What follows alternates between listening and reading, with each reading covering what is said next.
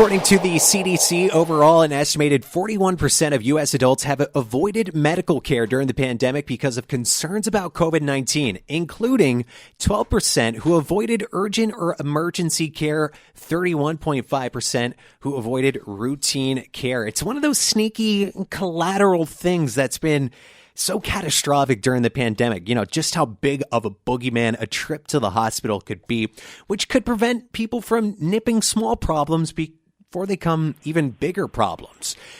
I'm joined on the line by Melody Halio, the nurse navigator for Henry Mayo's Stroke and Diabetes program. She is here today on behalf of Henry Mayo's Stroke Awareness Month. Melody, thank you so much for joining us on the line.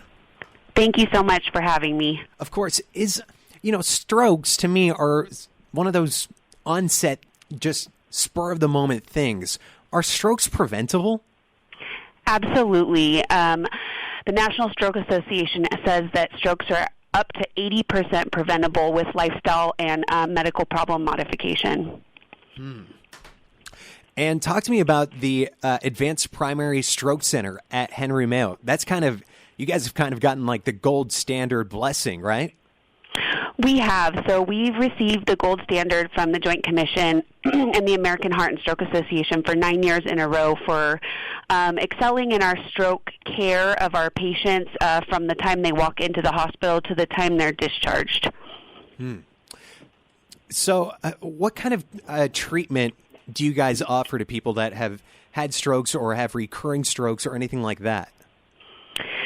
So the most important thing with stroke is the faster you get to us, the more options we have to treat that stroke. So there are two different stroke treatment options in the very first few hours of having stroke or stroke-like symptoms, one of them being a medication that is a clot buster. And if someone comes in with a stroke in that first 4.5 hour window from when the symptoms start, we can administer this medication if they meet all the criteria and don't meet any of the contraindications, and that can have up to 40% chance of completely eliminating the stroke symptoms or at least reducing them. What are some of those stroke symptoms? Are some of them kind of like things that you would, like, my arm's a little weak, but you know what, that'll probably go away in a couple hours. Are there any kind of symptoms that are major red flags?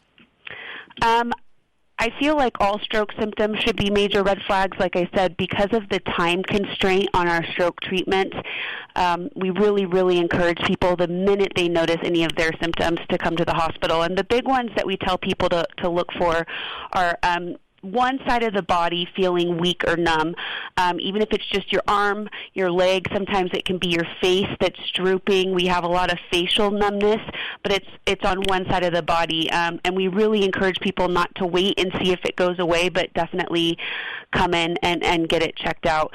The other thing that we look for is speech changes, also known as aphasia. They can have problems getting their words out, problems communicating or not speaking at all.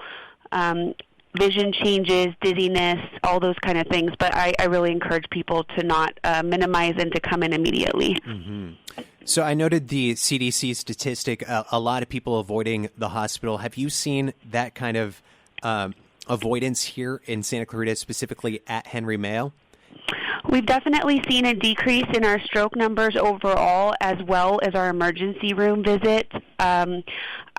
Our volume in stroke patients was decreased from the previous year, and the biggest area being the mini strokes that we call TIAs, which are stroke symptoms that resolve on their own. We also really encourage everyone to come in for those symptoms, even if they already have resolved, because if you have a mini stroke, it gives you a 40% chance, higher likelihood of having a larger stroke in the future. And so that's where we've seen people not coming in as much, are these mini strokes that resolve.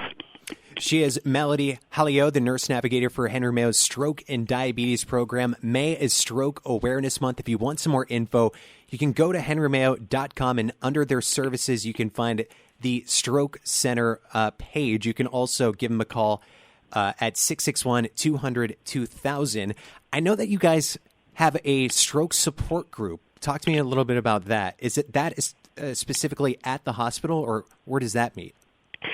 So I host our stroke support group. It's also for brain injury, so it's stroke and brain injury support group. It's previous to COVID was hosted at our community education center within the Henry Mayo Fitness and Health building over where the old Spectrum used to be.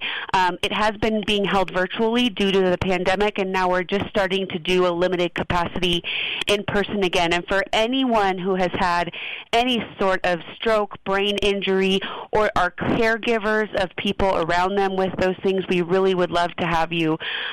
We have a great group, and it's really helpful for people to be able to talk to other people going through the same thing. If it's not genetic, what would you say the number one risk factor is? Is it smoking? Is it diet? What would you say it is?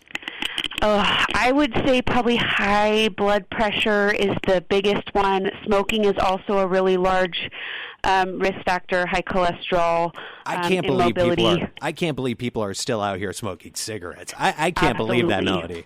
I know. It's unbelievable. I can't either. It's unbelievable. Really How much information do you need? But, people love it.